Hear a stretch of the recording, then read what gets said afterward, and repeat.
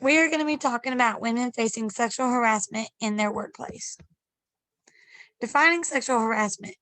An article titled Sexual Harassment What You Need to Know defines sexual harassment as unwelcome sexual advances, requests for sexual favors, and other verbal or physical conduct of sexual nature constitute sexual harassment when one, submission to such conduct is made either explicitly or implicitly a term or condition of an individual's employment.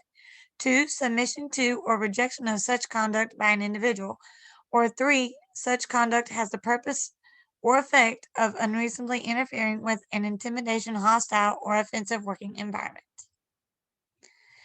There are statistics, and using certain criteria, a survey done in 2003 said that 11% of working women face sexual harassment.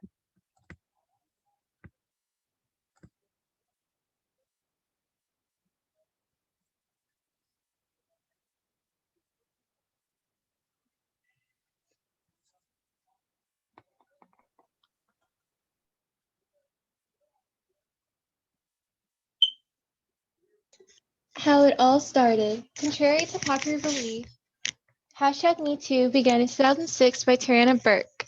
A then 33-year-old Burke founded the hashtag MeToo movement to help support women and girls of color who survived from sexual violence. Burke was inspired by an incident she recalled when working at a youth camp. Burke was talking with 13-year-old Heaven, who told her about her sexual abuse. Burke stated she was not ready for the allegation and sent her to someone else. Burke felt guilty as she could have helped Heaven by saying a simple "me too." It's important to acknowledge that the hashtag was originally created by a Black woman and helped create a phenomenon that gave victims a voice. Burke believed the hashtag promoted empowerment through empathy, regarding with women joining together to support victims and give them the justice they need from their abusers.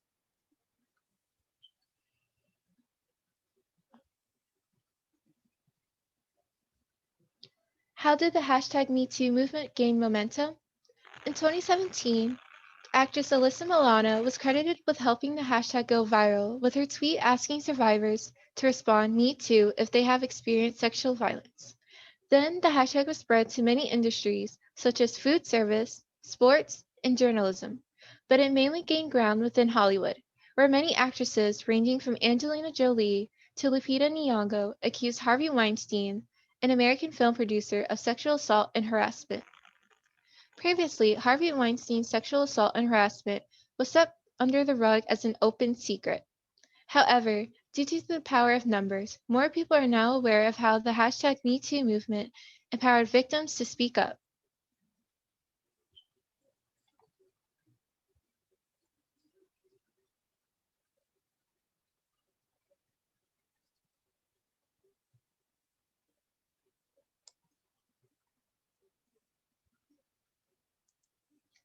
January 6, 2020, the trial process begins in New York with a frail-looking Weinstein using a walking aid.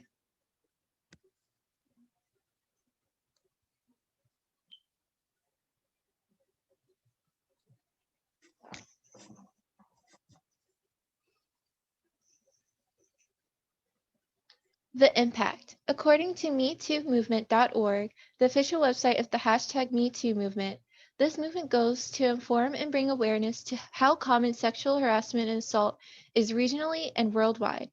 Victims are given the chance to have their stories heard and given justice against their abusers.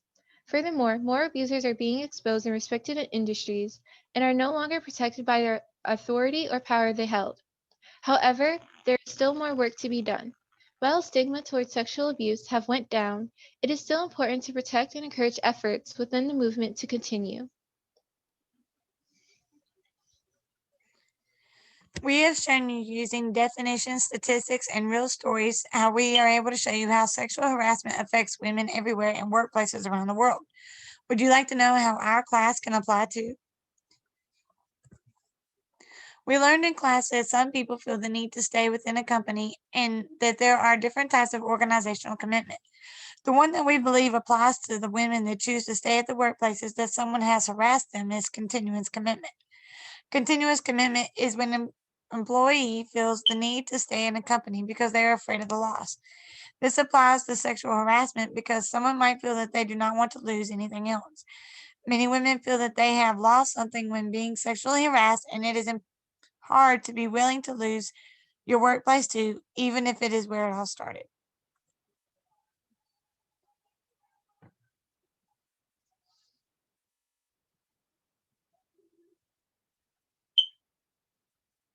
Why women stay?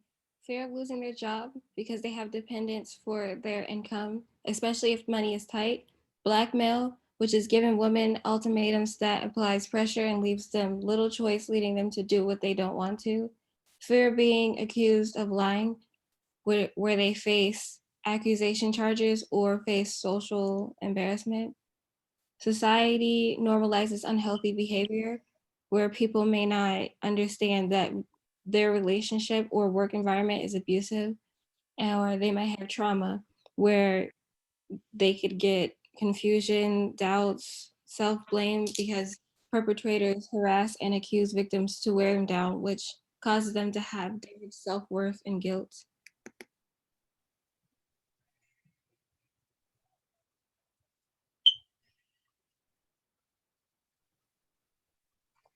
What you can do to prevent sexual harassment: jobs should implement anti-harassment policies as well as anti-harassment training, and there should be bystander intervention training, which can help reverse the trend of people not standing up for the survivor by training employees to be responsible for maintaining a safe office environment, even if they would rather not get involved.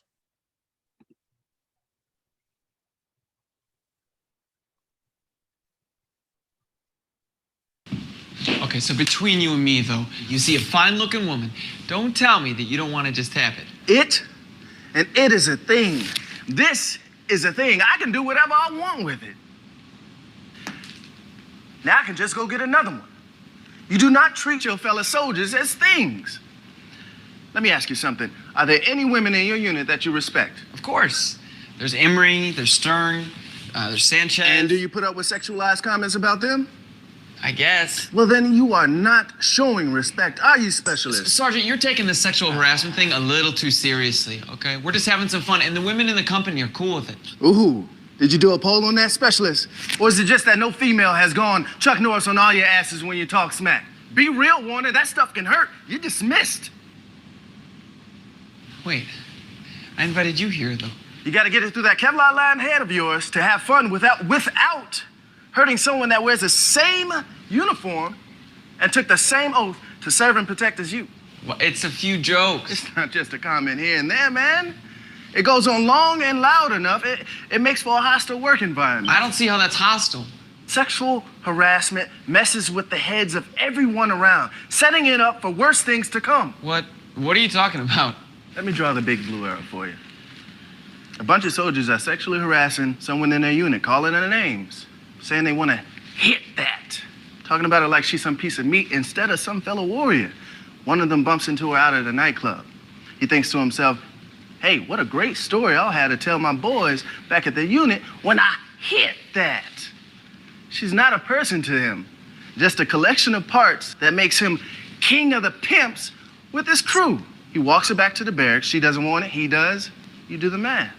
Okay, I get it. These women in our unit are soldiers. A lot of them been downrange, same as you. We're not just a band of brothers. We a band of brothers and sisters.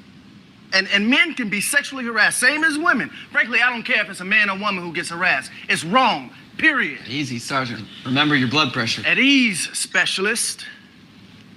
Bottom line, your harmless jokes have a negative impact on victims' lives and jobs that affects our ability to accomplish the mission.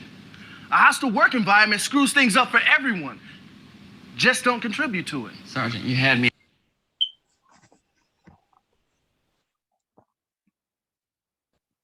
That was an example of someone trying to prevent sexual harassment in their workplace.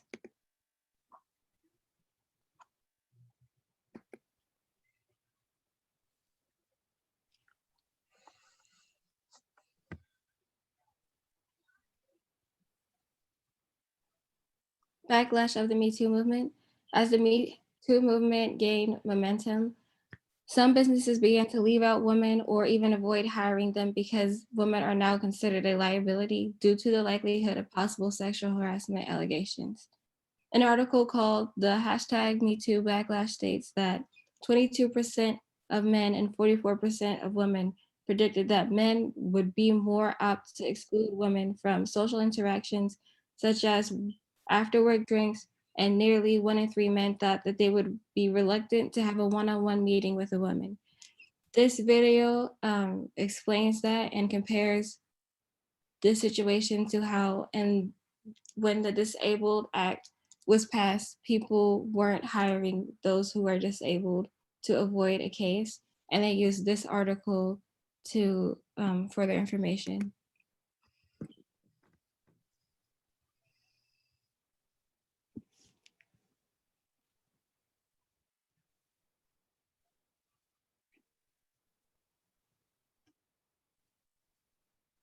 Under the comment section of that video, there were a lot of people explaining that they don't like working with women because it makes them feel uncomfortable and they feel like they are liable to catching a case.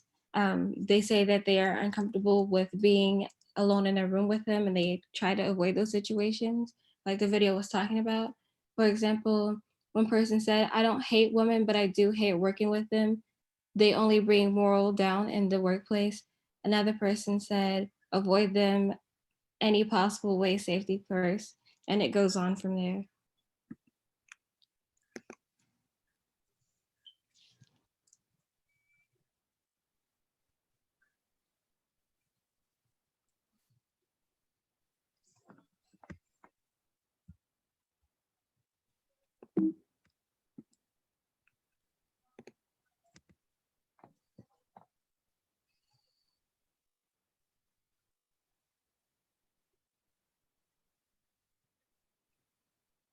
My closing remarks is that businesses need to have a no tolerance policy for any form of harassment. Bystanders need to take accountability for maintaining a safe and enjoyable work environment.